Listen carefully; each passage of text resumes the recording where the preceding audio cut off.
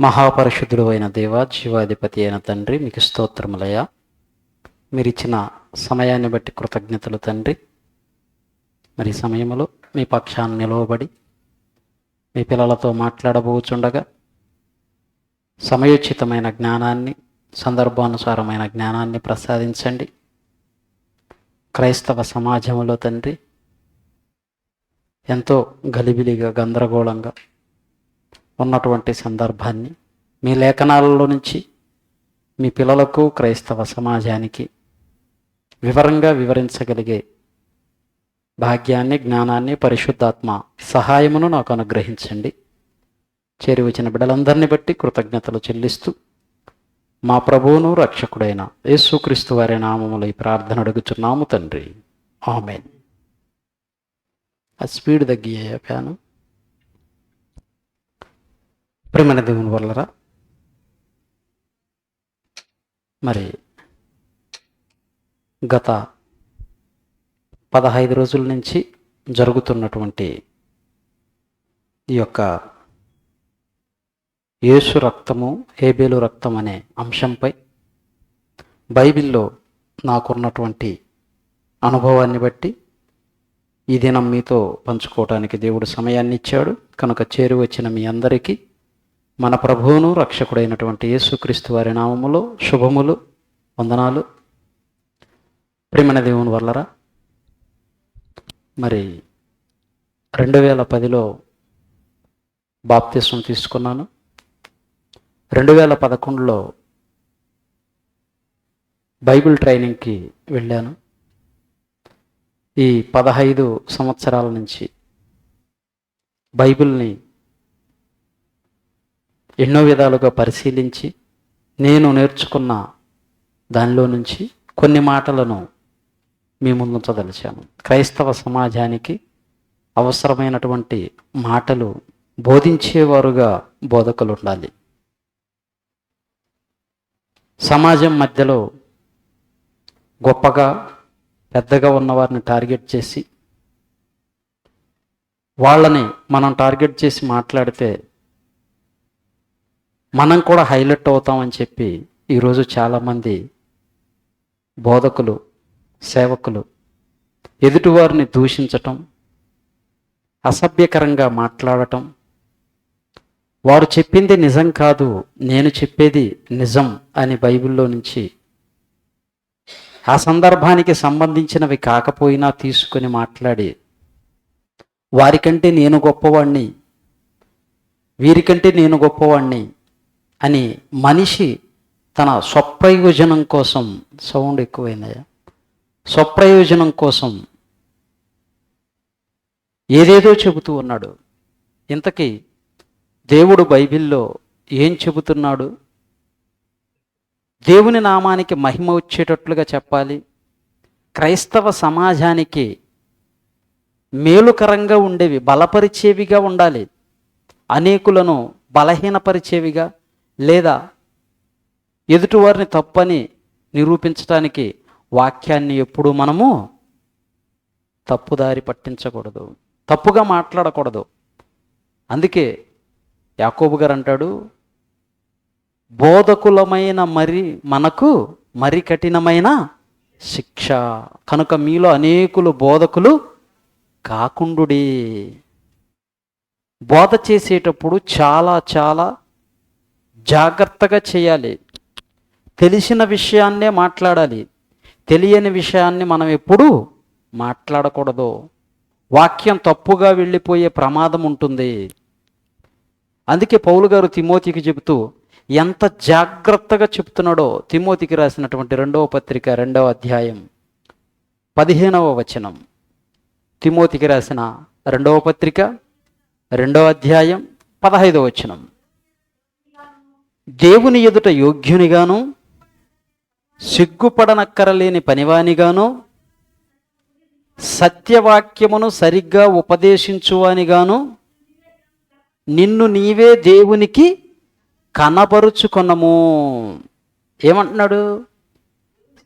సత్యవాక్యాన్ని సరిగా విభజించేవాడిగా, ఉపదేశించేవాడిగా, విభజించి బోధించాలి. వాక్యాన్ని పరిశీలించాలి ప్రేమణ దేవుని వల్లరా. కానీ ఈరోజు పరిశీలన తక్కువైంది, ప్రచారం ఎక్కువైంది.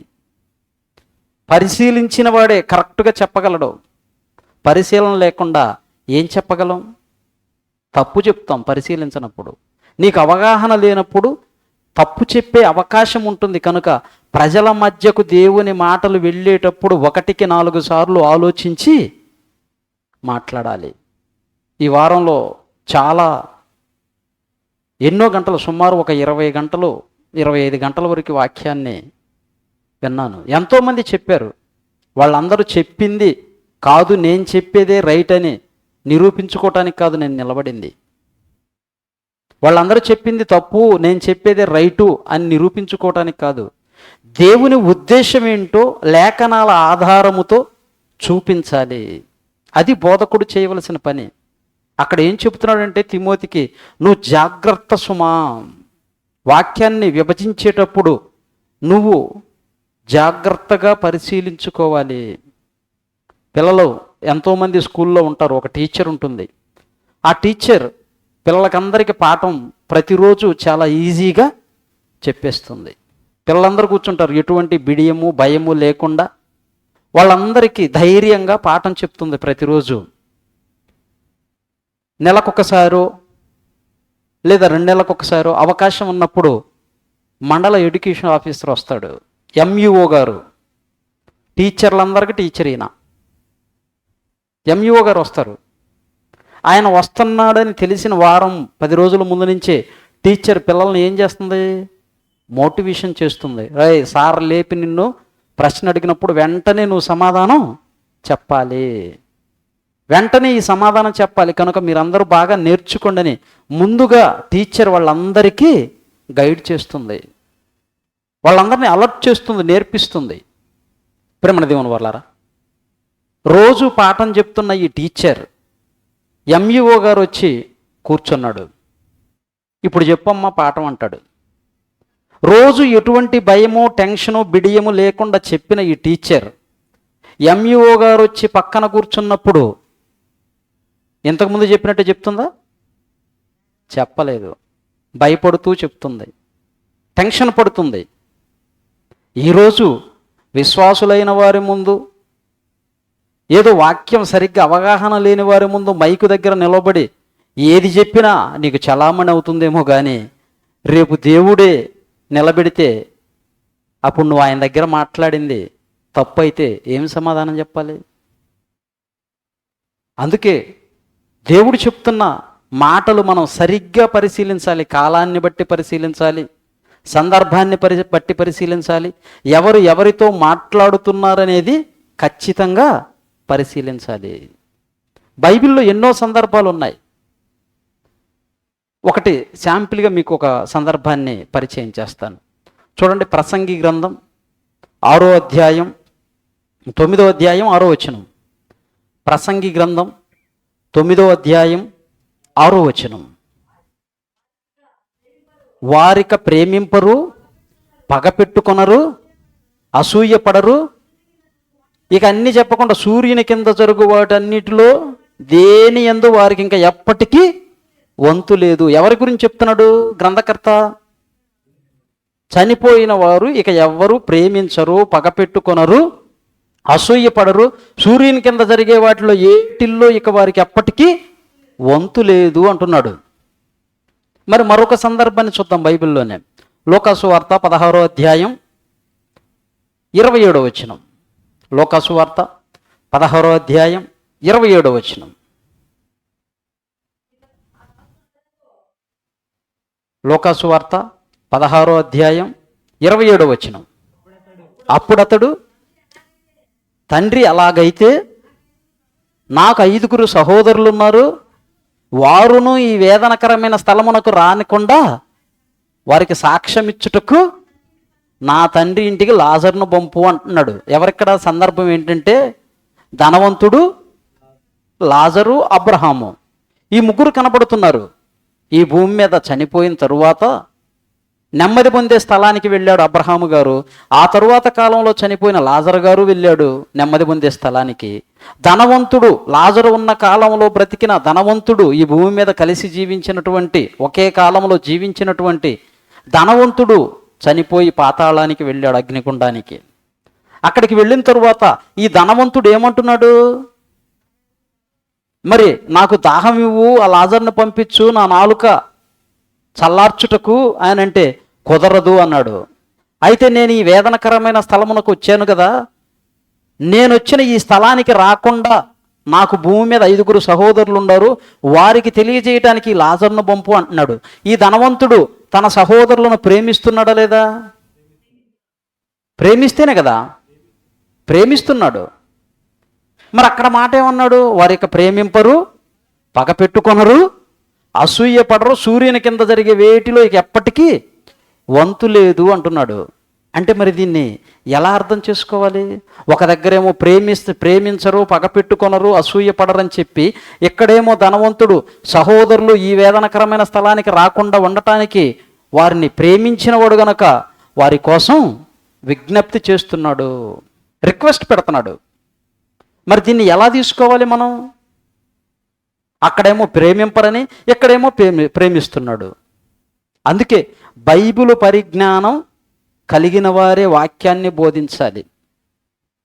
ఏదో రాత్రికి రాత్రి ప్రార్థన చేసి, రాత్రి నాకు దేవుడు కలలో కనిపించాడు,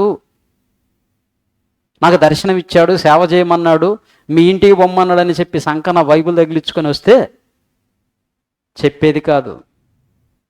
అంత ఈజీ కాదు బైబిల్.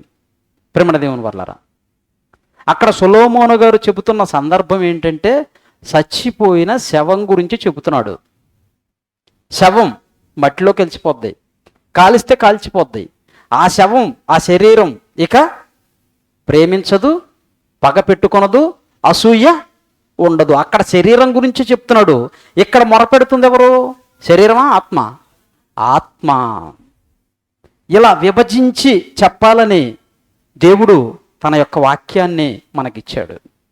నేర్చుకుని ప్రకటించాలి. అదే దీన్ని నేర్చుకోకుండా ప్రకటించాడు అనుకో, అక్కడ అది చదివినప్పుడు అలా చెప్పేస్తాడు, ఇది చెప్పినాడు ఇప్పుడు ఇలా చెప్పేస్తాడు, మారిపోతుంది. ఈరోజు ఎక్కువగా బోధకులు ఎలా తయారయ్యారంటే, తన మెప్పు కోసం అందరిలో తనే గొప్పవాడిని అనిపించుకోవాలని, అందరికంటే నేను గొప్పవాడిగా ఉండాలని, నేను మర్మాలు చెప్పేవాడిగా ఉండాలని స్వప్రయోజనం చూసుకుంటున్నారు. అక్కడే దెబ్బతింటుంది, అక్కడే దెబ్బతింటుంది క్రైస్తవ్యం. నిందించుటకు విరోధులకు అవకాశం కూడా ఇచ్చేది ఇలాంటి పరిస్థితులే.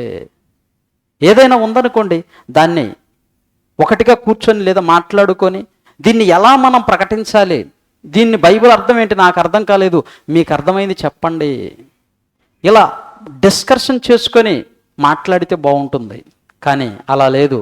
ఈరోజు సోషల్ మీడియా వచ్చిన తర్వాత ఒక్కొక్కరికి ఒక్కొక్క ఛానల్ ఉంది. ఎవరికి నచ్చింది, ఎవరు ఇష్టం వచ్చింది వాళ్ళు మాట్లాడుతూ నేను చెప్పింది నిజమని మీసాలు తిప్పుతున్నారు. ఇంకా చెప్పాలంటే నాలాంటి జ్ఞాని లేడని ఎంతోమంది విర్రవీగుతున్నారు. మన అన్నయ్య గారు, జాన్సన్ అన్నయ్య గారు ఎంతో అద్భుతంగా రాశాడు పాట. క్రొత్త నిబంధనను పాత నిబంధనను కోడ్ చేస్తూ, పాత నిబంధనలో ఎలా ఉంది, క్రొత్త నిబంధనలో ఎలా ఉంది అనే విషయాన్ని పాటలో కూలంకుశంగా ఒక్క 6-7 నిమిషాల పాటలో అద్భుతంగా రాశాడు. ఆ పాట వింటుంటేనే చాలా ఆనందంగా ఉంటుంది. ప్రేమణ దేవుని వర్లారా, అలా రాసిన పాట క్రైస్తవ సమాజంలోనికి వెళ్ళి అనేకులను ఆలోచింపచేస్తూ ఉంది. కానీ ఈరోజు ఆ పాట పైన ఎంతోమంది తప్పని కామెంట్ చేస్తూ ఉన్నారు. మరి బైబిల్లో నుంచి మనం ఆలోచిస్తే అసలు ఏబేలు రక్తం ఏమని మొరపెట్టింది? శిక్షించమని మొరపెట్టిందా, లేదా క్షమించమని మొరపెట్టిందా? దేనిని ఆ బేస్ చేసుకొని వీళ్ళు మాట్లాడుతున్నారు? కయ్యేనికి దేవునికి మధ్య జరిగినటువంటి సంభాషణ ఏబేలు గురించి జరిగిందా, లేకుంటే వీళ్ళిద్దరి గురించే జరిగిందా? ఈ డిస్కషన్ అంతా కూడా ఆలోచించటం లేదు. ఆయన చెప్పింది రాంగ్ అని నేను చెప్పాలి, ఆయన కంటే నేను గొప్పవాడిని అనిపించుకోవాలి ప్రజల మధ్య. ఈరోజు ఒక వాక్యం విన్నాను, సంతోష్ అన్నయ్య గారు చాలా చక్కగా చెప్పాడు. దీని విషయమే చక్కటి వివరణ ఇచ్చాడు. బైబిల్ యొక్క పరిజ్ఞానం కలిగి ఉంటే అలా చెబుతారు, కానీ ఆలోచించడం లేదు. ఏదో ఒకటి మదిలోకి వచ్చిన ఈ 4 రెఫరెన్సులు తీసుకొని వాటిని తీసుకొని బేస్ చేసుకొని ఏదంటే అది మాట్లాడుతూ ఉన్నారు.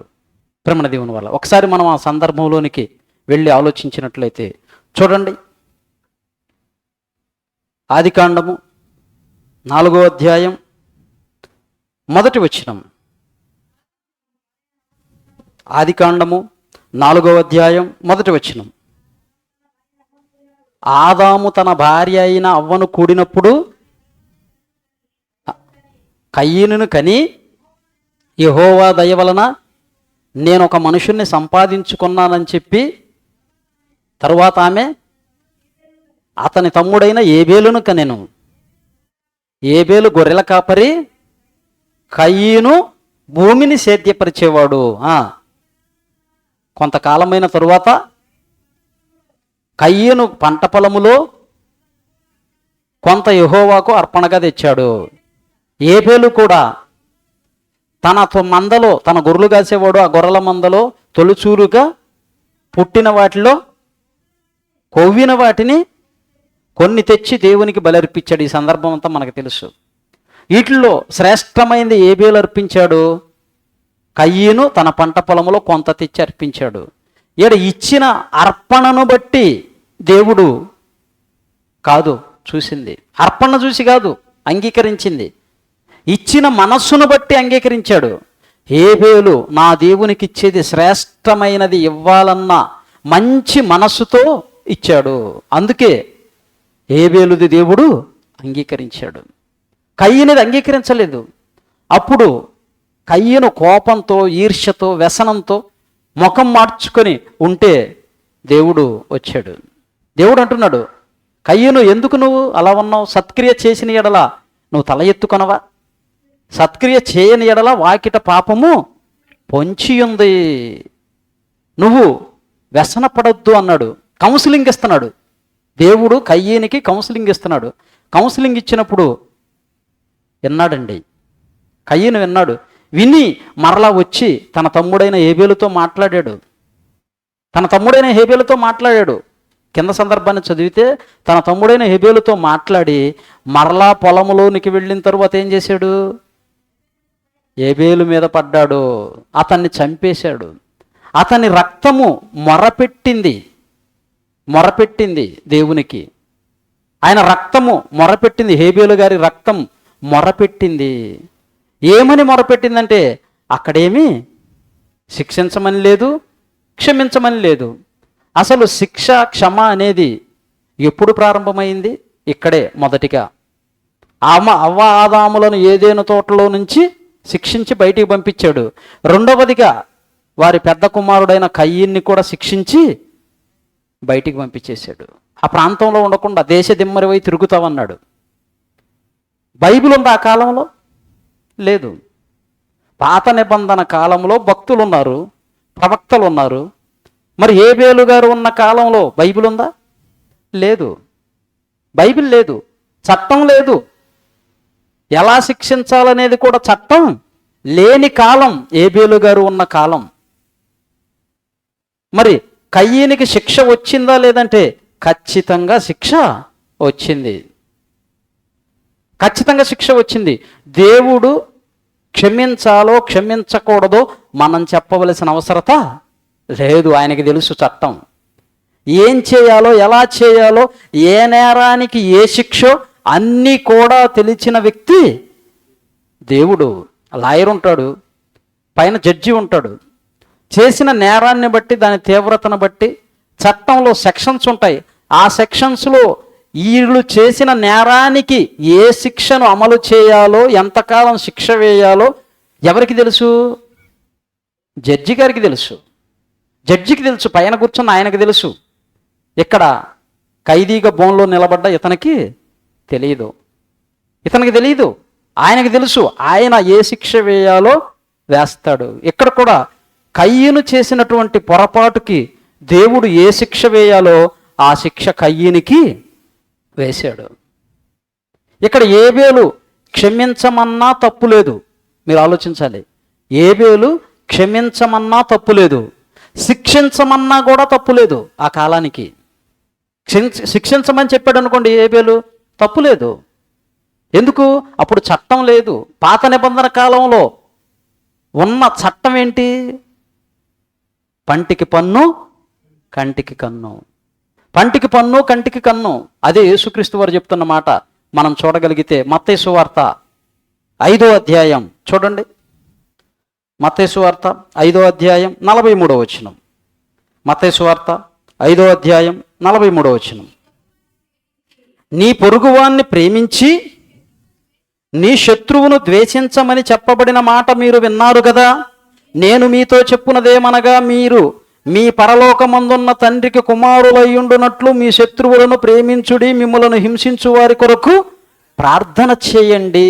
పాత నిబంధనలో ఏముందంట? మీ పొరుగువాన్ని ప్రేమించి నీ శత్రువును ద్వేషించమన్నాను. ధర్మశాస్త్రములో రాయబడిన మాటను చెబుతున్నాడు. అంటే ఏబేలు గారు ఉన్న కాలానికి ధర్మశాస్త్రము కూడా లేదు. ఏబేలు గారు ఉన్న కాలానికి ధర్మశాస్త్రం లేదు. అయినా అబ్రహాము గారు ఉన్న కాలానికి కానివ్వండి ధర్మశాస్త్రం ఉందా? లేదు. నోవాహు గారి కాలం కానివ్వండి, హానోకు గారి కాలం కానివ్వండి, యాకోబు, ఇస్సాకు, యేసేపు వీళ్ళ కాలాలకి ధర్మశాస్త్రం లేదు. ధర్మశాస్త్రం ఎప్పటి నుంచి వచ్చింది? మోషే గారి కాలం నుంచి ప్రారంభమైంది. దేవుడు మోషే ద్వారా ధర్మశాస్త్రాన్ని ఇచ్చాడు. మోషే ద్వారా ధర్మశాస్త్రాన్ని ఇచ్చాడు. దీనిలో ఆజ్ఞలు, కట్టడలు, రక్తానికి ఉన్నటువంటి ప్రాముఖ్యత అన్నిటినీ కూడా దేవుడు తెలియజేశాడు. ప్రియమైన దేవుని వల్లరా కొన్ని సందర్భాలను మనం బైబిల్లో నుంచి చూస్తే చూడండి. లేవియా కాండం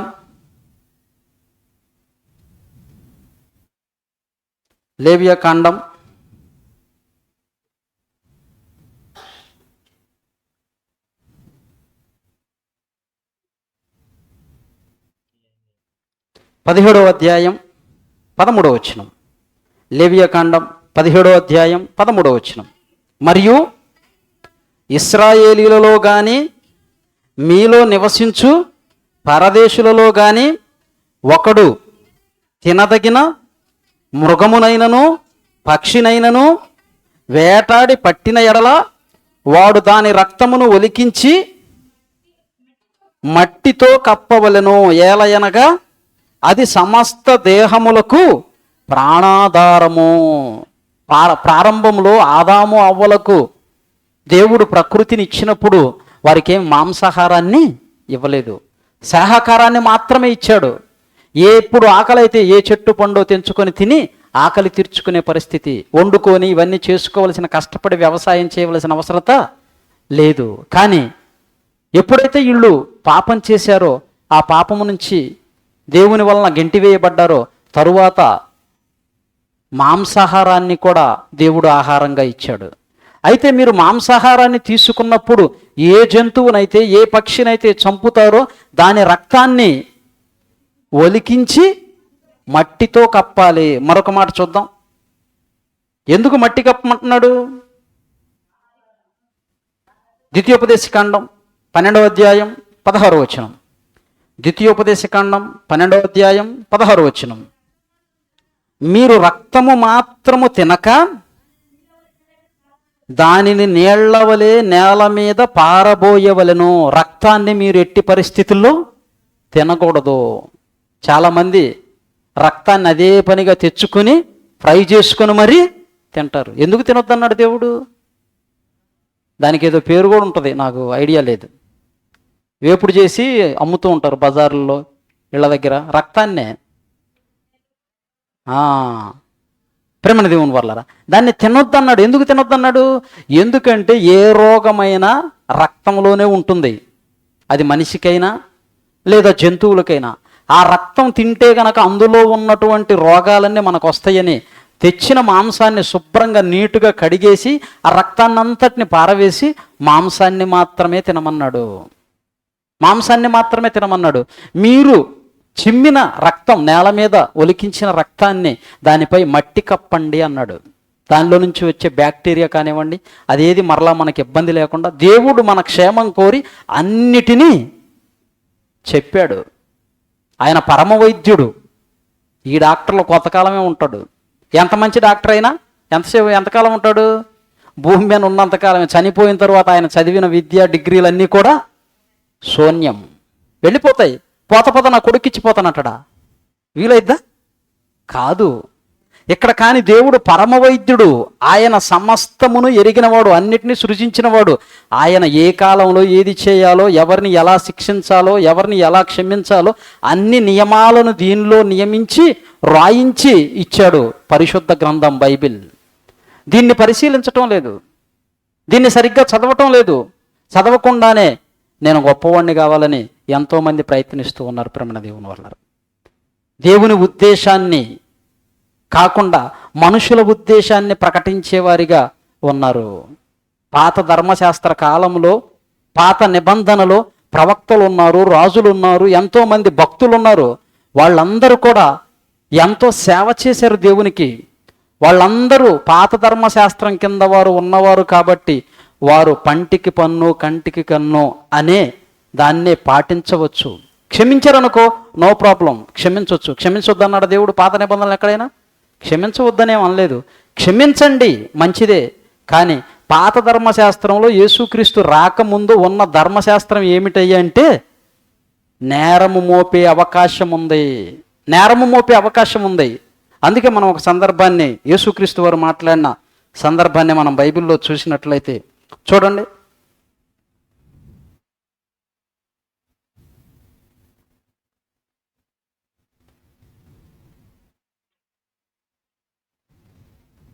మత్తయి సువార్త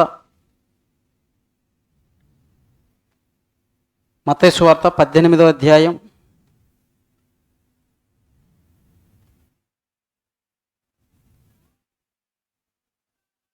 లూకా సువార్త చూద్దామండి. లూకా సువార్త యేసుక్రీస్తు వారు చెప్పిన ఒక సందర్భాన్ని మనం చూస్తే లూకా సువార్త 12వ అధ్యాయం 24వ వచనం.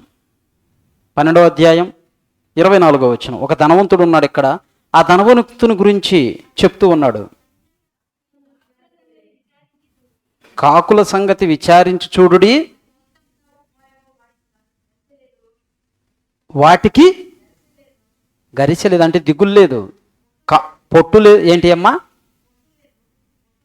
కొట్టు లేదు, అయినను దేవుడు వాటిని పోషించుచున్నాడు. దేవుని మీద ఆధారపడితే మీరు కూడా వాటిలాగే నిక్షంతగా ఉంటారు అని చెప్తున్నాడు. ఈరోజు దేవుని మీద ఆధారపడాలి వాక్యాన్ని బోధించడానికి కూడా. దేవుని మీద ఆధారపడకుండా ఎవరి మీద ఆధారపడుతున్నారు? ఎవరెవరి మీనో బైబిల్ తెలియని వాళ్ళ మీద. ఏవేవో నువ్వు యూట్యూబ్లోకి వెళ్ళి ఆన్ చేసేవనుకో, ఎవరెవరో ఏదేదో చెప్తూ ఉంటారు. అటన్నిటిని విని ఏది నిజమో ఏది అబద్ధమో తెలుసుకోలేని గలిబిలి పరిస్థితిలో ప్రజలు ఉన్నారు. గలిబిల్లో ఉన్నారు. అందుకే నీతిమంతులు ఏం చేస్తున్నారయ్యా అని అంటే, ఒక ధనవంతుడి విషయంలో యేసుక్రీస్తు వారు చెబుతున్న మాట లూకా సువార్త 12వ అధ్యాయం 20వ వచనం. లూకా సువార్త 12వ అధ్యాయం 20వ వచనం. అయితే దేవుడు వెర్రివాడా, ఈ రాత్రి నీ ప్రాణమును అడుగుచున్నారు, నీవు సిద్ధపరిచినవి ఎవనివగునని అతనితో చెప్పెను. ఇక్కడ ఒక సందర్భంలో యేసుక్రీస్తు వారు ఒకానొక పట్టణంలో ప్రయాణమై వెళుతూ ఉన్నాడు. వెళుతూ ఉన్నప్పుడు ఒక సహోదరుడు వచ్చి, అయ్యా, నా తమ్మునికి నాకు వివాదం ఉంది, ఆస్తి పంచవమని నువ్వు చెప్పు, నువ్వు చెబితే ఇస్తాడు. వాడు నాకు ఆస్తి ఇవ్వట్లేదంటే, ఒరి పిచ్చోడా, ఆ ఆస్తితో నీకెందుకురా? నీకంటే ధనవంతుడు ఒకడున్నాడు, వాడు భూమి విస్తారంగా బండింది, కొట్లలో కూర్చుకున్నాడు, సమకూర్చుకున్నాడు. తన ప్రాణముతో నా ప్రాణమా తినుము తాగుము సంతోషించుము సుఖించుము అని చెప్పుకున్నాడు. కానీ ఆ రాత్రి నీ ప్రాణాన్ని అడుగుచున్నారు. నువ్వు చనిపోతే నువ్వు సంపాదించినవన్నీ ఎవరివగును? ఎవరు అడుగుతున్నారు? మనం విన్నాం, ఈ పాఠం విన్నాం. ఎవరు అడుగుతున్నారని విన్నాం? నీతిమంతులు. దేవుడు కాదు. చాలామంది ఏం చెప్పారు? బైబిల్ని పరిశీలించని వారు దేవుడు అడుగుతున్నారు అన్నారు. దేవుడు కాదు అడుగుతుంది, నీతిమంతులు అడుగుతున్నారు. అంటే నీతిమంతులు చనిపోయిన తరువాత నేరారోపణ చేసే అవకాశం ఉందా? ఖచ్చితంగా ఉంది. ఖచ్చితంగా ఉంది. ఎప్పుడు? పాత ధర్మశాస్త్రములో ఉన్నవారు సుమా, ఇది మీరు మిస్ కాకూడదు. పాత నిబంధన కాలంలో ఉన్నవారు, క్రొత్త నిబంధన కాలంలో కాదు, యేసుక్రీస్తు వచ్చిన తర్వాత కాదు, యేసుక్రీస్తుకు ముందున్న కాలంలో ఉన్న భక్తులు కానీ ప్రవక్తలు కానీ అందరూ కూడా నేరారోపణ చేసే అవకాశం ఉంది.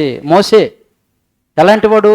మంచి సాత్వికుడు, దేవుని ఇల్లంతటిలో నమ్మకమైన వాడు, దేవుని ఇల్లంతటిలో నమ్మకమైన వాడు. కానీ అలాంటి మోషేను గురించి యేసుక్రీస్తు వారు ఏమన్నాడు? ఒక సందర్భాన్ని చూద్దాం. యేసుక్రీస్తు వారు ఏమన్నారు చూడండి. యోహాను సువార్త 5వ అధ్యాయం 44వ వచనం. యోహాను సువార్త 5వ అధ్యాయం 44వ వచనం. అద్వితీయ దేవుని వలన వచ్చు మెప్పు కోరక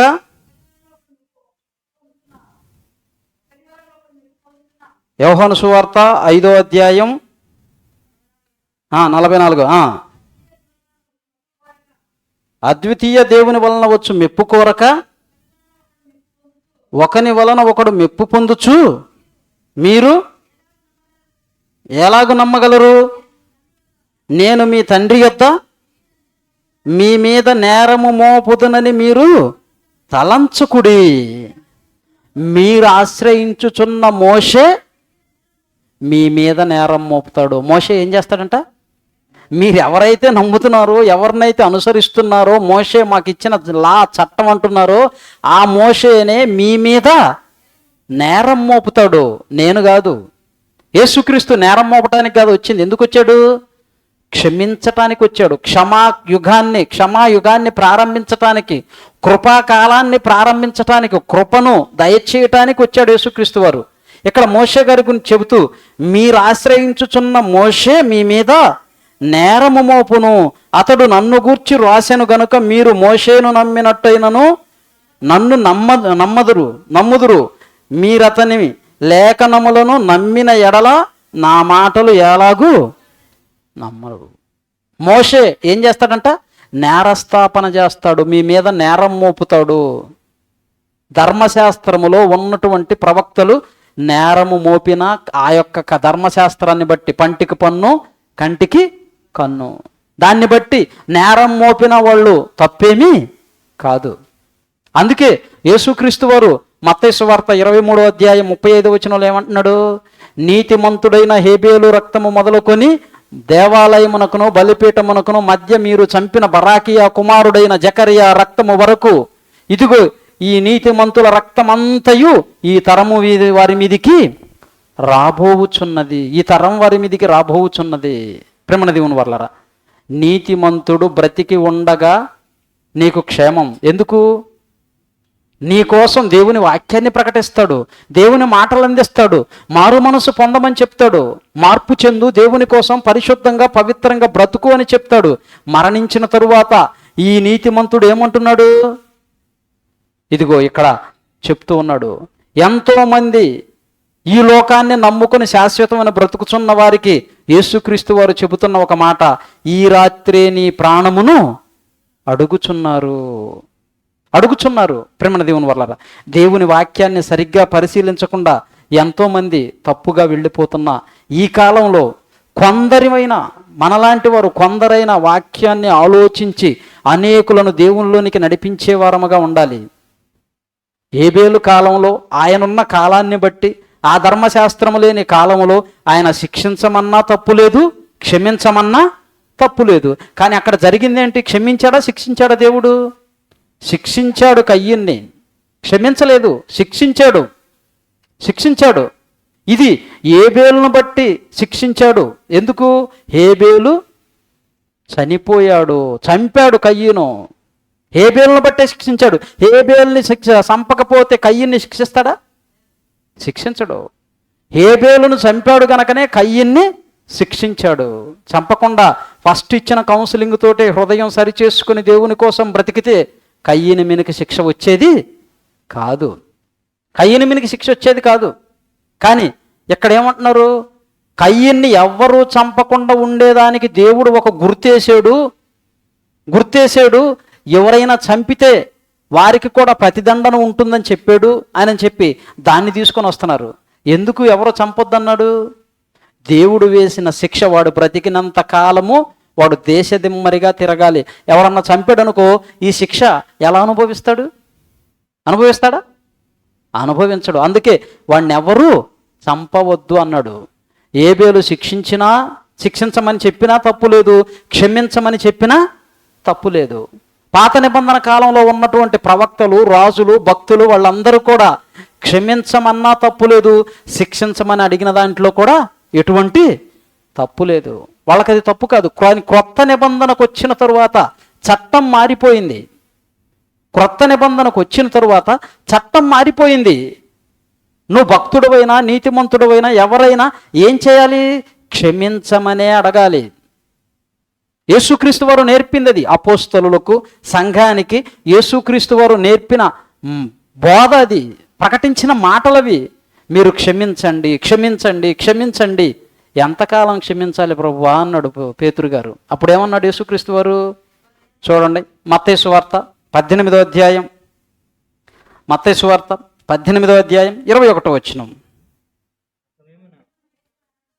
మత్తయి సువార్త 18వ అధ్యాయం 21, 22 వచనాలు. ఆ సమయమున పేతురు ఆయన దగ్గరకు వచ్చి, ప్రభువా, నా సహోదరుడు నా ఎడల తప్పిదము చేసిన ఎడల నేను ఎన్ని మార్లు అతన్ని క్షమింపవలనని 7 మార్లు మట్టుకు ఆయన చెప్పక తలకే ఈయనే ప్రశ్నకు సమాధానం చెప్తున్నాడు. తొందర ఎక్కువ కదా, పేతురు గారు అంటేనే స్పీడ్ ఎక్కువ అంటున్నాడు. అడిగాడు, ఆ ప్రశ్నకు సమాధానం చెప్పకముందే ఈయన అంటున్నాడు ఎన్నిసార్లు అంటే 7 సార్లు క్షమించాలా అంటున్నాడు. అప్పుడు ప్రభు ఏమన్నాడు 22వ వచనంలో? అందుకు యేసు అతనితో ఇట్లన్ను, 7 మార్లు మట్టుకే కాదు 70 ఏండ్ల మారు మట్టుకని నీతో చెప్పుచున్నాను. 70 ఏండ్ల మట్టుకు ఎన్ని చేసినా నువ్వు క్షమించాల్సిందే. క్షమించాల్సిందే. భార్య భర్తను క్షమించాలి, భర్త భార్యను క్షమించాలి, పిల్లలు తల్లిదండ్రులను క్షమించాలి. సంఘంలో ఎవరైనా ఏదైనా పొరపాటు చేస్తే వారిని క్షమించి ప్రేమతో సంఘములోనికి నిలబెట్టాలి. సంఘంలోనికి నిలబెట్టాలి. సంఘం యొక్క ఉద్దేశం అది, క్షమించండి. ఎందుకు? మీరు కూడా క్షమాపణ పొంది ఉన్నారు. మరి క్షమించమని చెప్పారు అపోస్తలులు, భక్తులు కూడా అందరూ క్షమించారు ఈ భూమి మీద ఉన్నప్పుడు. చనిపోయిన తరువాత ప్రకటన గ్రంథంలో మనం చదివినటువంటి మాట 6వ అధ్యాయం 9వ వచనంలో ఏముంది? నాదా సత్యస్వరూపి పరిశుద్ధుడా, ఎందాక తీర్పు తీర్చక మా రక్తము నిమిత్తము భూనివాసులకు ప్రతిదండన చేయక యుందువని బిగ్గరుగా కేకలు వేసిరి. మరి క్రొత్త నిబంధనలో ఉన్న తరువాత కూడా ఈ మాట రాయించాడు అంటే క్రొత్త నిబంధన కాలంలో ఉన్న భక్తులు కూడా శిక్షించమని అడుగుతున్నారా? క్షమాహృదయం లేదా? క్షమాహృదయం లేకపోతే, క్షమించే హృదయం లేకపోతే క్రొత్త నిబంధన కాలంలో నువ్వు పరలోకానికి అర్హతను సంపాదించిన వాడవు కావు. మరి భక్తులు ఎలా వెళ్ళారు? వాళ్ళు ఎవరిని శిక్షించమంటున్నారు? ఎందుకు శిక్షించమంటున్నారు? ఆ విషయం కాడ ఎవరు ఆలోచించలేదు. ఎక్కడే తప్పులో పడిపోయారు. కానీ క్రొత్త నిబంధన అంతటిలో యేసుక్రీస్తు వారి బోధలో కానీ అపోస్తలుల బోధలో కానీ కొన్ని సందర్భాలను మనం చూస్తే చూడండి. మత్తయి సువార్త 6వ అధ్యాయం, మత్తయి సువార్త 6వ అధ్యాయం 15వ వచనం. మత్తయి సువార్త 6వ అధ్యాయం 15వ వచనం. మీరు మనుషుల అపరాధములను క్షమింపకపోయిన ఎడల మీ తండ్రియు మీ అపరాధములను క్షమింపడు. డిక్లేర్ చేసేసాడు. కన్ఫామ్గా సీలేస్తున్నాడు, ముద్ర వేస్తున్నాడు. మీరు క్షమిస్తేనే మీ తండ్రి మీ పాపాలను క్షమిస్తాడు. మరి భక్తులు పరదేశంలోనికి వెళ్ళి భూమి మీద ఉన్నవారికి ప్రతిదండన చేయమని అడుగుతున్నారు. మరి క్షమించారా? క్షమించలేదు. దీన్ని బట్టి మనకేమర్థం అవుతుంది? వాళ్ళు క్షమించటం లేదు, వారికి ప్రతిదండన చేసేయి, భూమి మీద నుంచి లేపేయని విజ్ఞప్తి చేస్తున్నారు, మొర్రపెడుతున్నారు. ఏబేలు రక్తం ఎలా దేవునికి మొర్రపెట్టిందో ఈ భూమి మీద రక్తం, కానీ పరదేశంలోనికి వెళ్ళిన ఆత్మలు, నీతిమంతులు ఉండే ఆ పరదేశంలో ఉన్నటువంటి నీతిమంతుల ఆత్మలు దేవునికి ఏమని ప్రార్థన చేస్తున్నాయి, మొరపెడుతున్నాయి? ఈ భూమి మీద ఉన్న వారిని అందరినీ లేపేసేయి అంటే వారికి ప్రతిదండన చేయమంటున్నారు, లేపేసేయమంటున్నారు. మరి ఎక్కడుంది క్షమా హృదయం? మరి క్షమ లేనిదే వీళ్ళు ఎలా వెళ్ళారు పరదేశంలోనికి? కొన్ని సందర్భాలను మనం ఆలోచిద్దాం. ఇదే క్రొత్త నిబంధన గ్రంథంలో 6వ అధ్యాయం, లూకాసు వార్త 6వ అధ్యాయం 38వ వచనం. లూకాసు వార్త 6వ అధ్యాయం 38వ వచనం. క్షమించుడి, అప్పుడు మీరు క్షమింపబడుదురు, ఇయ్యుడి, అప్పుడు మీకు ఇయ్యబడును. మీరు క్షమించండి, క్షమించబడతారు. మీరు క్షమించండి, క్షమించబడతారు. మరి క్షమించమంటే క్షమించకుండా వీళ్ళేంటి ప్రార్థన చేస్తున్నారు లేపేయమని? మరొక మాటను చూద్దాం. ఎఫెసీయులకు రాసిన పత్రిక 4వ అధ్యాయం 32వ వచనం. అపోస్తలుడైన పౌలు గారు ఎఫెసీయులకు రాసిన పత్రిక 4వ అధ్యాయం 32వ వచనం. ఒకని ఎడల ఒకడు దయ కలిగి కరుణాహృదయులై క్రీస్తునందు దేవుడు మిమ్ములను క్షమించిన ప్రకారము మీరును ఒకరినొకరు క్షమించండి. అపోస్తలుడైన పౌలు గారు కూడా ఏం చెప్తున్నాడు? మీరు క్షమించండి, క్షమించండి, క్షమించండి. ఈ క్షమించండి అనే పదం క్రొత్త నిబంధనలో కానీ పాత నిబంధనలో కానీ బైబిల్లో మొత్తం 92 సార్లు రాయబడింది. క్షమించండి అనే పదం 92 సార్లు రాయబడింది. ఎన్నిసార్లు? 92 సార్లు. ఈ 92 సార్లులో పాత నిబంధనలో 46 సార్లు, క్రొత్త నిబంధనలో 46 సార్లు. కరెక్ట్గా అందులో 46 సార్లు, ఇందులో 46 సార్లు రాయబడింది. ప్రేమణ దేవుని వర్లారా, ఇక్కడ పౌలు గారు కూడా రాస్తున్న పత్రికలు మనం చూస్తే మీరు క్షమించబడ్డారు గనుక మీరు కూడా మీ ఎదుటి వారిని క్షమించండి. చచ్చిపోయిన తర్వాత క్షమించొద్దు అనే రైటు మనకు లేదు. క్షమించేవాడు దేవుడు. ప్రభువా నువ్వు క్షమించొద్దని ఆయనకి ఎలా చెప్తావు? చెప్పగలమా? అధికారం మనకుందా? ఆ రైట్ మనకుందా? అలా అన్నావు అనుకో, మొదట నీయే క్షమించనన్నాడు. నువ్వు క్షమిస్తేనే నీకు క్షమాపణ. నువ్వు క్షమించనంటున్నావు కనుక నువ్వు కూడా ఎక్కడికి వెళ్ళాలా? నరకానికి వెళ్ళాలి. ఆలోచించండి. మరొక సందర్భాన్ని చూద్దాం. మార్కు సువార్త, యేసుక్రీస్తు వారు చెప్పిన మాట. మార్కు సువార్త 11వ అధ్యాయం 25వ వచనం. మార్కు సువార్త 11వ అధ్యాయం 25వ వచనం.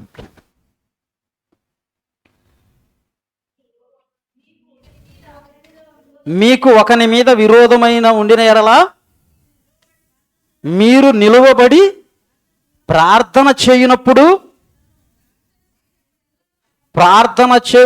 ఎల్లను వారిని క్షమించుడి. మార్కు సువార్త 11వ అధ్యాయం 25వ వచనం. మీరు ప్రార్థన చేసినప్పుడల్లా వాళ్ళని క్షమించండి. విరోధ భావము ఉండకూడదు. క్రొత్త నిబంధన అంతా కూడా ఈ క్షమాపణ మీదే బేస్ అయి ఉంది. ప్రేమ ఎంత ముఖ్యమో క్షమాపణ కూడా అంతే ముఖ్యంగా ఉంది. ప్రేమ పై స్థానంలో ఉంటే దాని వెంటనే ఉండేది ఏంటి అంటే క్షమ. ప్రేమించితేనే కదా క్షమించగలం. యేసుక్రీస్తు మనల్ని ప్రేమించాడు గనకనే మన కోసం ప్రాణం పెట్టాడు. ప్రాణం కంటే విలువైంది బంగారం కాదు, వెండి కాదు, వజ్రాలు కాదు, వైడూర్యాలు కాదు. ఏది కూడా ఈ భూమి మీద ప్రాణము కంటే విలువైనది ఏది లేదు. అన్నిటికంటే విలువైంది ప్రాణం. ఆ విలువైన ప్రాణాన్నే యేసుక్రీస్తు వారు మనందరి కోసం పెట్టాడు. మనం వెళ్ళవలసిన నరక శిక్షను తప్పించి ఇదిగో ఆయన మన నిమిత్తమై ఆ శిలువలో శిక్షింపబడి మన నిమిత్తమై ఆ శిలువనెక్కి ప్రాణాన్ని పెట్టాడు. తన పరిశుద్ధమైన పవిత్రమైన రక్తాన్ని చిందించాడు. ఆ రక్తములోనే మనకు క్షమాపణ లభిస్తుంది. ఆ రక్తములోనే మనకు క్షమాపణ లభిస్తుంది. ఇన్ని మాటలు చెప్పిన యేసుక్రీస్తు వారు శిలువ మీద ఉన్నప్పుడు పలికిన మాట ఏంటి? లూకాసు వార్త 23వ అధ్యాయం. లూకాసు వార్త 23వ అధ్యాయం చూడండి. లూకాసు వార్త 23వ అధ్యాయం 34వ వచనం. లూకాసు వార్త 23వ అధ్యాయం 34వ వచనం. మీరేమి చేయుచున్నారో మీరు ఎరుగను గనుక వీరిని క్షమించమని చెప్పాను. వీరేమి చేయుచున్నారో వీరు ఎరుగరు గనక వీరిని క్షమించు తండ్రి, వీరిని క్షమించు తండ్రి. ఏ స్థాయిలో చెప్పాడు? ఏ పొజిషన్లో చెప్పాడు? ఏ సందర్భంలో చెప్పాడు అంటే ఏదో ఉన్నతంగా మైకి పట్టుకొని మనలాగా మైకి పట్టుకొని ఈజీగా మాటలు చెప్పే స్థాయిలో ఉండి చెప్పలేదు. క్షేమంగా ఉన్న సందర్భంలో చెప్పలేదు. ఎప్పుడు చెప్తున్నాడు అంటే తన దేహములో ఉన్న రక్తమంతా కారిపోతూ తన ప్రాణం పోయే స్థితిలో తను చనిపోతున్నాడు కొద్ది గంటల్లో. ఆ సమయంలో చెబుతున్న మాట, ఇదిగో ప్రభువా, వీరేమి చేయుచున్నారో వీరు ఎరుగురు గనక వీరిని క్షమించు. క్రూరంగా రాక్షసంగా కొరడాలతో కొట్టి ముళ్ళ కిరీటం పెట్టి పక్కలో బళ్ళెపు పోటు పొడిచి ఎన్నో కాళ్ళలో చేతులు మేకులు తెగకొట్టి ఆ కల్వరి కొండపై ఈడ్చుకొని వెళ్ళి మోయలేని భారమైన సిలువను మోయించి కఠినంగా కర్కశంగా శిక్షించినటువంటి ఆడున్నటువంటి ప్రజలను చూసి, ప్రభువా, వీరేమి చేయుచున్నారో వీరు ఎరుగురు గనక వీరిని క్షమించు. ఈరోజు క్రైస్తవ్యంలో క్రైస్తవుడుకు నచ్చని పదం ఏదో సినిమా యాక్టర్ నిలబెట్టి చెప్పింది కాదు, సమాజంలో జరుగుతుందే వాడు పెట్టాడు. ఎవరు చెబితే జనాలు అంటారో వాడిని పెట్టి చెప్పించాడు. తెలుగు భాషలో నాకు నచ్చని పదం క్షమించటం.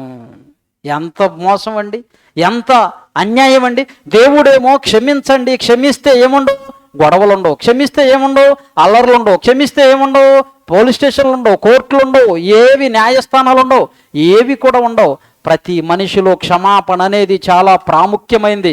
క్షమాహృదయం కలిగి ఉంటే కుటుంబాలు బాగుంటాయి, స్నేహాలు బాగుంటాయి, బంధుత్వాలు బాగుంటాయి. ప్రతి ఒక్కరూ సమాధానంగా సంతోషంగా ఎటువంటి ఈర్ష్య వ్యసనం లేకుండా క్షమాహృదయం కలిగి ఉంటే ఆరోగ్యంగా ఉంటారు.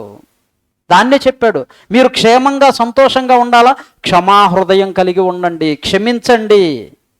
యేసుక్రీస్తు వారు ఎప్పుడు చెప్తున్నాడు అంటే అన్ని క్షేమంగా సౌకర్యాలు ఉన్నప్పుడు కాదు, తన ప్రాణం పోయే చిట్ట చివరి స్థితిలో కూడా క్షమించమని చెబుతున్నాడు. ఆ క్షమాహృదయాన్ని కలిగినటువంటి స్టెఫెను కూడా ఏమంటున్నాడు, ఆనాడు ఉన్నటువంటి సంఘములో సభ్యుడిగా ఎన్నుకోబడినటువంటి స్టెఫెను కూడా ఏమంటున్నాడు మనం చూడగలిగితే చూడండి. అపోస్తల కార్యములు 7వ అధ్యాయం 59వ వచనం. అపోస్తల కార్యములు 7వ అధ్యాయం 59వ వచనం.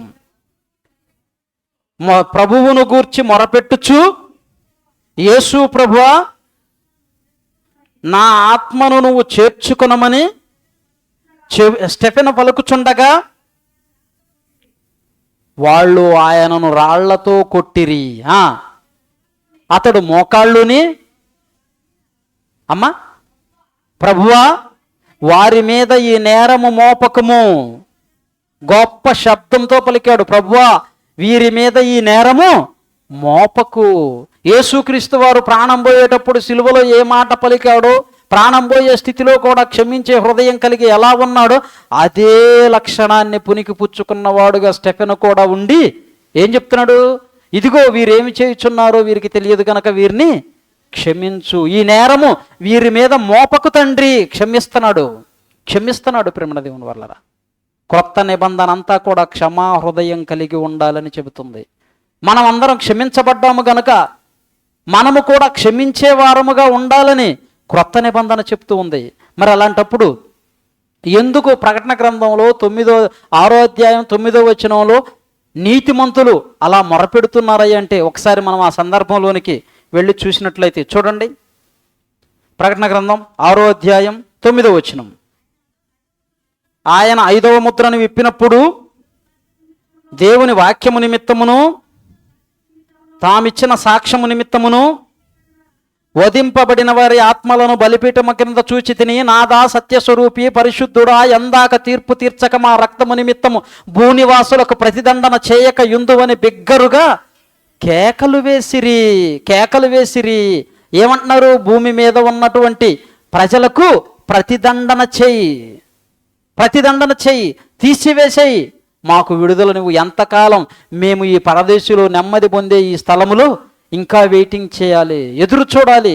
ఎందుకు వాళ్ళు అక్కడికి వెళ్ళిన వాళ్ళు ఎలా ఉన్నారంట, ప్రారంభంలో ఏం చెప్పాడు 9వ వచనంలో, వారు బలిపీఠము క్రింద ఎవరు వీళ్ళు, దేవుని వాక్యము నిమిత్తమును తామిచ్చిన సాక్ష్యము నిమిత్తమును వధింపబడిన వారి ఆత్మలు. ఎవరు వీళ్ళంటే మరలా వీళ్ళ శ్రమల గురించి చెప్తున్నాడు. హెబ్రీలకు రాసిన పత్రిక 11వ అధ్యాయం, హెబ్రీలకు రాసిన పత్రిక 11వ అధ్యాయం చివరి 2 వచనాలు చూడండి. హెబ్రీలకు రాసిన పత్రిక 11వ అధ్యాయం చివరి 2 వచనాలు. వీరందరూ తమ విశ్వాసము ద్వారా సాక్ష్యము పొందిన వారైనను, 36 నుంచి చూద్దాం, 36 నుంచి చూద్దాం.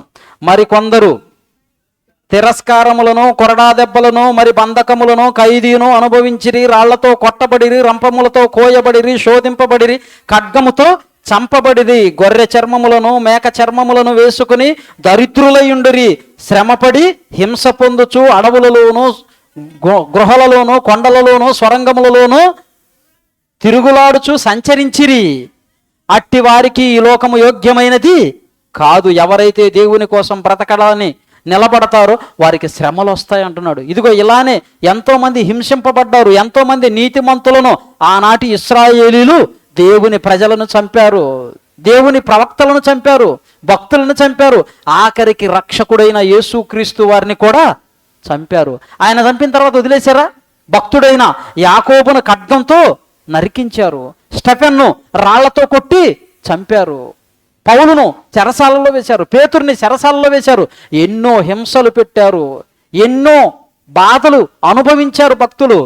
పౌలు గారైతే రాళ్లతో కొట్టబడి చచ్చిపోయాడని విడిచిపెట్టి ఇదిగో ఒక కుక్కకు తాడుగట్టి లాగినట్లుగా వీధుల్లో లాక్కుంటూ వెళ్ళిపోయి ఊరు బయట పడేశారు. ప్రేమ దేవుని వల్లరా ఎంత హింసను అనుభవించారు ఆ భక్తులు, ఎంత శ్రమను అనుభవించారు.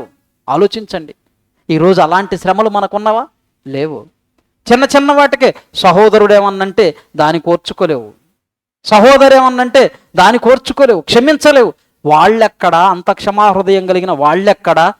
క్షమ అన్నదే మన హృదయంలో లేని మనమెక్కడా? ఆలోచించండి. వాళ్ళు అంటున్నారు, భక్తులు పరదేశికి వెళ్ళిన తరువాత అక్కడి నుంచి మొరపెడుతున్నారు. ఏమయ్యా అంటే వాళ్ళకు అపరాధం చేసిన వాళ్ళని లేపేయమని కాదు, స్వప్రయోజనం కాదు. ఇది గమనించాలి.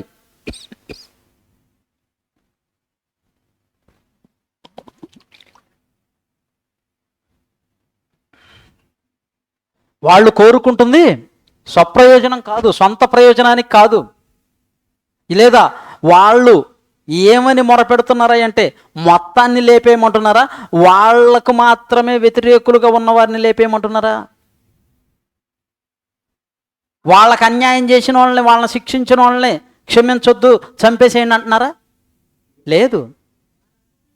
అయినా వాళ్ళు చెప్తుంది కూడా ఏం చెప్తున్నారు? జరగబోయేది భవిష్యత్తులో దేవుడు నిర్ణయించిన దాన్నే చెప్తున్నారు. ప్రత్యేకంగా ఏమి మా కోసమే వాళ్ళందరినీ లేపేయని చెప్పటం లేదు. వాళ్ళ కోసం కాదు, వాళ్ళ కోసం ప్రత్యేకంగా ఇదిగో మాకు ఎవరైతే అన్యాయం చేశారో, మమ్మల్ని ఎవడైతే కొట్టాడో వాడిని చంపేయి, వాళ్ళని లేపేయి అని వాళ్ళ గురించి కాదు చెప్తుంది. యూనివర్సల్గా అందరి గురించి చెప్తున్నాడు. ఎందుకు చెప్తున్నారు వాళ్ళు? ప్రభువా, యేసుక్రీస్తు రెండో రాకడలో నువ్వు చేసే పని అదేదో త్వరగా చెయ్యి, మాకు నీ దగ్గరికి రావాలని ఆశగా ఉంది, మాకు నీ దగ్గరికి రావాలని ఆశగా ఉంది. అంతేగాని ఏళ్ల మీద పగ తీర్చుకోవటానికి కాదు, ఏళ్ళని క్షమించే హృదయం లేక కాదు. అందరినీ యూనివర్సల్గా మొత్తాన్ని తీసేయమంటున్నారే కానీ మాకు మాత్రమే ఇబ్బంది చేసిన వాళ్ళని, మమ్మల్ని మాత్రమే హింసించిన వాళ్ళని, మమ్మల్ని మాత్రమే కొట్టిన వాళ్ళని శిక్షించమని వాళ్ళు మొరపెట్టడం లేదు. చాలామంది చెప్పే బోధ ఏంటి? కయ్యనికి తెలియదండి, కయ్యనికి తెలీదు, చచ్చిపోతాడు కొడితే చచ్చిపోతాడని తెలియదు. ఎందుకంటే అంతకుముందు ఎవరు భూమి మీద చచ్చిపోలేదు కదా, కనుక కయ్యనికి తెలియక తమ్ముడిని కొట్టేశాడు. దీనికి ఎన్నో కారణాలు చెప్తారు. ఒక్కొక్కసారి భార్యాభర్తలు గొడవ పడుతున్నప్పుడు కొట్టినప్పుడు ఏదో అనుకోకుండా రాసట తగిలితే, ఆయపట్టును తగిలితే చనిపోయింది.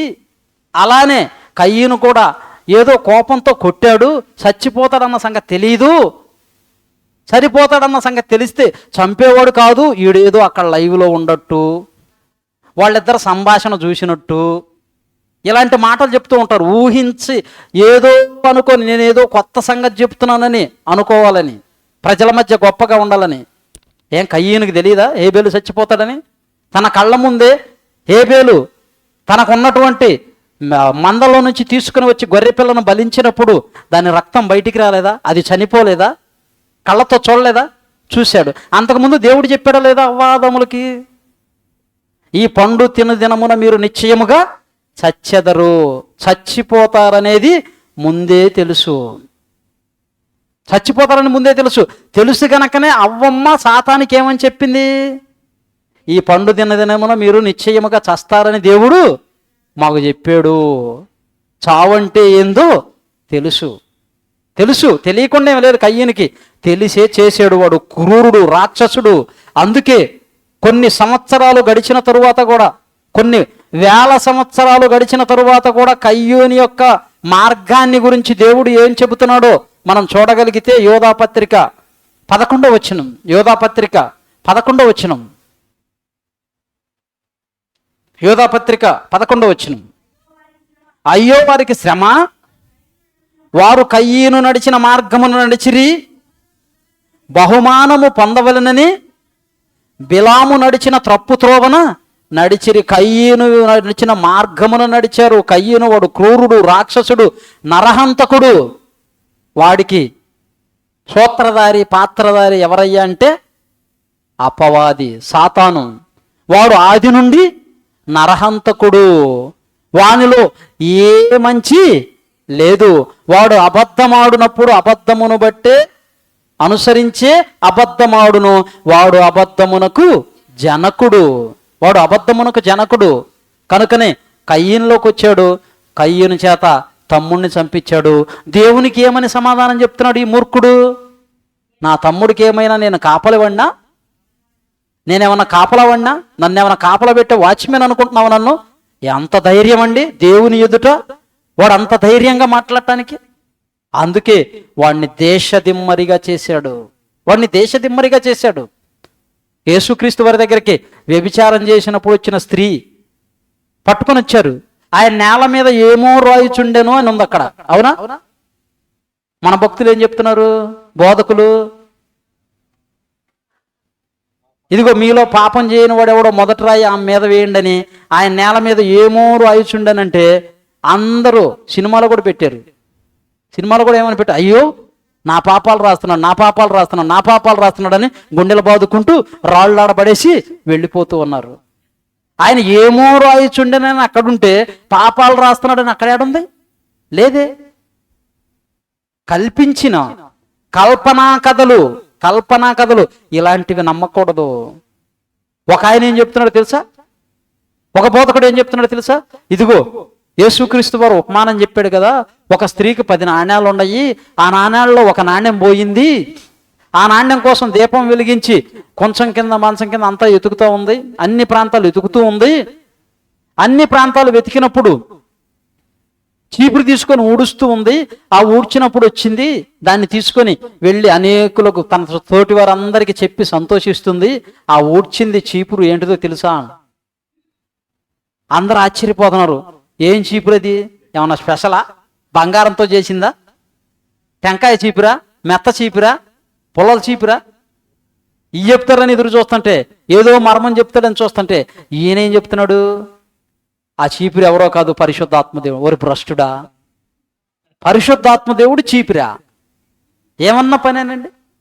ఇలాంటి వాళ్లకు ఖచ్చితంగా శిక్ష పడుతుంది. వాక్యంలో తెలిసిన దగ్గర, ఉన్న దగ్గర, అక్కడ ఏదైతే ఉందో అదే నువ్వు మాట్లాడాలి, తెలియనిది నువ్వు మాట్లాడకూడదు. అందుకే మన పెద్ద ఆయన జయశాలి పీడి సుందరరావు గారు చెప్తాడు, బైబుల్ ఎక్కడ మాట్లాడుతుందో అక్కడ నేను మాట్లాడతాను, బైబుల్ ఎక్కడ సైలెంట్గా ఉంటుందో మాట్లాడకుండా అక్కడ నేను సైలెంట్గా ఉంటాను. గ్రహాల్లో ఇయ్యుండే గ్రహాలని అవన్నీ చెప్తూ ఉంటారు. అవన్నీ బైబిల్లో రాయబడలేదు, మనకు అవసరం లేదు. నీకు ఎంతవరకు అవసరమో అంతవరకే దేవుడు రాయించాడు. దాన్ని చదువుకొని నా దగ్గరికి రావాలి అన్నాడు, అంతవరకే చాలు అన్నాడు. కానీ ఈరోజు ఏదో నేను గొప్పగా చెప్పాలి, అందరికంటే వెరైటీగా చెప్పాలని చెప్పి ఎంతోమంది తప్పుడు బోధల్లోనికి వెళ్ళిపోతున్న కాలం. కనుక మనం జాగ్రత్తగా పరిశీలించాలి. మన ముందు క్రొత్త నిబంధన కాలం. ఈ క్రొత్త నిబంధన కాలంలో క్షమాయుగంలో ఉన్నాం, క్షమించే వారంగా ఉండాలి. క్రొత్త నిబంధన కాలంలో ఉన్న భక్తులందరూ కూడా పరదేశంలోనికి వెళ్ళి మొర్ర పెడుతుంది ఏదో వాళ్ళకు పగున్న వారిని శిక్షించమని కాదు, ప్రభువా నువ్వు చేయబోయే ప్రతిదండన ఉంది కదా, యేసుక్రీస్తు 2వ రాకడ, అదేదో త్వరగా చేసేసి మమ్మల్ని నువ్వు ఉండే లోకానికి, పరలోకానికి తీసుకొని పని రిక్వెస్ట్ పెడుతున్నారు.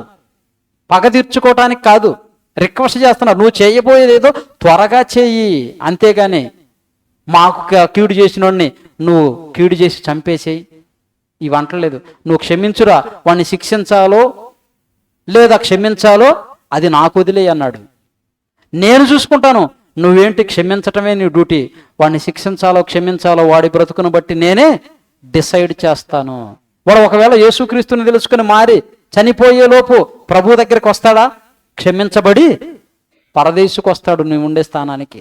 ఒకవేళ మార్చుకోకుండా నేను శిక్షించినా దాన్ని లెక్క చేయకుండా చస్తాడా? దయ్యానికి లోబడి వాడు నరకానికి వెళతాడు. వాడిని ఎలా శిక్షించాలో నాకు తెలుసు. కనుక నీ డ్యూటీ ఏంటంటే నువ్వు ఉన్నంత వరకు క్షమాహృదయం కలిగి క్షమించుకుంటూ, ప్రేమించుకుంటూ, గౌరవించుకుంటూ, అనేకులకు నా మాటలు చెప్పుతూ, నేను పంపిన యేసుక్రీస్తుని ప్రకటిస్తూ నువ్వు నీ జీవితాన్ని ముగించుకుని నా దగ్గరికి రావాలి. ఏబేలు క్షమించినా తప్పులేదు, శిక్షించమని మొరపెట్టినా తప్పులేదు. ఎందుకు? ఆయన కాలానికి ఏ చట్టము లేదు, ధర్మశాస్త్రము లేదు. పాత నిబంధన కాలంలో ఉన్నటువంటి ప్రవక్తలు కానీ, రాజులు కానీ, భక్తులు కానీ, ఎంతోమంది న్యాయాధిపతులు కానీ ఉన్నారు. వాళ్ళందరూ అప్పుడున్న ధర్మశాస్త్రాన్ని బట్టి శిక్షించమని కోరవచ్చు, కోరినా తప్పు లేదు. లేదు క్షమించమని కోరినా తప్పు లేదు వాళ్ళ కాలానికి. కానీ కొత్త నిబంధనలో ఉన్న మనం మాత్రం ఖచ్చితంగా క్షమించమనే వేడుకోవాలి. అందుకే మీరు నిలవబడి ప్రార్థన చేయనప్పుడల్లా మీ శత్రువులను క్షమించండి. ఎందుకు? మీరు క్షమించబడాలి అంటే, మీరు కూడా క్షమించబడాలి అంటే మీ పట్ల ఎవరైతే తప్పిదములు చేశారో వారిని క్షమించండి. క్షమించిన వారే పరదేశంలోనికి వెళ్ళారు. వెళ్ళిన వాళ్ళు ఏదో వాళ్లకు పగ చేసిన ప్రత్యేకమైన వాళ్ళకి ఎవరైతే శత్రుత్వం కలిగి ఉండారో వాళ్ళని శిక్షించమని కాదు వేడుకుంటుంది. యూనివర్సల్గా అందరికీ వచ్చేటువంటి శిక్షణ గురించే చెప్తున్నారు. అంతవరకే కానీ వ్యక్తిగతంగా కాదు. వారు పరలోకం వెళ్ళాలి, దేవుని సన్నిధిలోకి వెళ్ళాలి, దేవుణ్ణి చూడాలి, దేవునితో కలిసి ఉండాలన్న ఒక ఆశతోనే వాళ్ళు అలా ప్రార్థన చేస్తున్నారు, రిక్వెస్ట్ చేస్తున్నారు ప్రేమ దేవుని వల్ల. కనుక ఏబేలు రక్తం క్షమించమన్నా శిక్షించమన్నా తప్పు లేదు. ఆయన ఉన్న పరిస్థితిని బట్టి అక్కడ ఏమి రాశారో మనకి దాన్ని బట్టే వెళ్ళాలి. కానీ అక్కడ చెప్పని దాన్ని మనం చెప్పకూడదు. మనం నేర్చుకుంటున్నటువంటి ఈ బైబిల్ అంశాలను ఎక్కడ మిస్ కాకుండా ప్రతిదీ కూడా క్షోణంకోచంగా ఆలోచించి అడుగు ముందుకు వేయాలి. అలా కాకుండా ఎంతోమంది ఏది పడితే అది చెప్పుకుంటూ వెళ్ళిపోతూ ఉన్నారు. కనుక మీరు కూడా ఆలోచించి ఇప్పుడు చెప్పబడినటువంటి ఈ సందర్భంలో ఇంకా ఏదైనా మీకొచ్చిన ఆలోచన ఉంటే మీరు కూడా చెప్పండి. దేవుడిచ్చిన లేఖనాలతో సుమా నీ మనసుకు ఏదొస్తుంది కాదు, లేఖనాలలో ఉన్న నీకున్న పరిజ్ఞానాన్ని బట్టి, నీకున్న విధానాన్ని బట్టి, నువ్వు చదివిన వివరణలో ఏదైనా ఉంటే చెప్పొచ్చు. కానీ బైబిల్లో చెప్పంది నువ్వు చెప్పకూడదు. దేవుడు చెప్పంది మనం చెప్పవలసిన అవసరత లేదు. దేవుడు కోరుకుంటుంది అదే. చివరిగా బైబిల్ని ముగిస్తూ ఏమని రాశాడు? ఇందులో మీరు ఒకటి చేర్చకూడదు, ఒకటి తీసివేయకూడదు. ఒకటి తీసివేయకూడదు. అన్ని అందులోనే ఉన్నవి. వాటిని చూసే మీరు నేర్చుకొని నా కోసం బ్రతికి నా దగ్గరికి రావాలి. ఇది బైబిల్లో దేవుడు రాయించిన క్రొత్త నిబంధన కాలంలోని క్షమాపణ కాలంలో, పాత నిబంధన కాలంలో పంటికి పన్ను కంటికి కన్ను అన్న కాలంలోను, అంతకుముందు ఉన్న పరిస్థితిని కూడా మనం చూస్తే శిక్షించకుండా వదిలిపెట్టలేదు. ధర్మశాస్త్రం లేదని లోతు కాలంలో జరిగినటువంటి శిక్ష ధర్మశాస్త్రం ఉందా? లేదని వదిలేసాడా? వదిలిపెట్టలేదు. తప్పు చేసిన వాడికి అప్పుడైనా ఇప్పుడైనా ఎప్పుడైనా శిక్ష అనేది దేవుడు కన్ఫర్మ్ చేస్తాడు. వాడిని చేసిన క్రియను బట్టి శిక్షను కన్ఫర్మ్ చేస్తాడు. తప్పును బట్టి. నోవహు గారి కాలంలో ఆ రోజు కూడా ధర్మశాస్త్రం లేదు. అయినా ఆనాటి ప్రజలను విడిచిపెట్టాడా? విడిచిపెట్టలేదు. కనుక దేవుడు నిర్ణయానికి మనం తల వంచి వినమ్రులమై ఆయన సన్నిధిలో ఉండవలసిన వారమే. కానీ ఏదో నేను కొత్తగా చేస్తాను, నా అంత జ్ఞాని లేడు, నా అంత టాలెంట్ కలిగిన వాళ్ళు లేడని విర్రవెక్కకూడదు. దేవుని దగ్గర మనం సైలెంట్గా ఉండి దేవుని వాక్యాన్ని నేర్చుకుని మనకు తెలిసిందే ప్రకటించాలి. తెలియని దాని జోలికి నువ్వు వెళ్ళకూడదు. కళ్ళు మూసుకోండి, ప్రార్థన చేసుకుందాం. మహాపరిశుద్ధుడు అయిన దేవా, జీవాధిపతి అయిన తండ్రి, మీకు స్తోత్రములు. మీరు ఇచ్చిన సమయాన్ని బట్టి కృతజ్ఞతలు తండ్రి.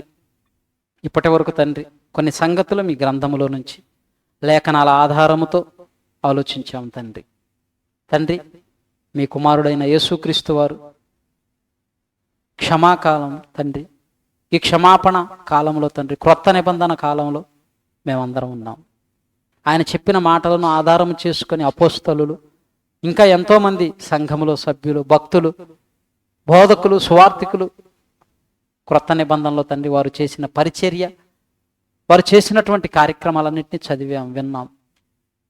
మేమందరం క్షమాహృదయం కలిగిన వారముగా ఉండాలి. ఎవరైనా మాకు దోషం చేస్తే వారిని మీరే చూసుకుంటారు తండ్రి. వారి విషయమే మీరు తీర్పు తీర్చేవారుగా ఉన్నారు. మేము తీర్చకూడదు తండ్రి.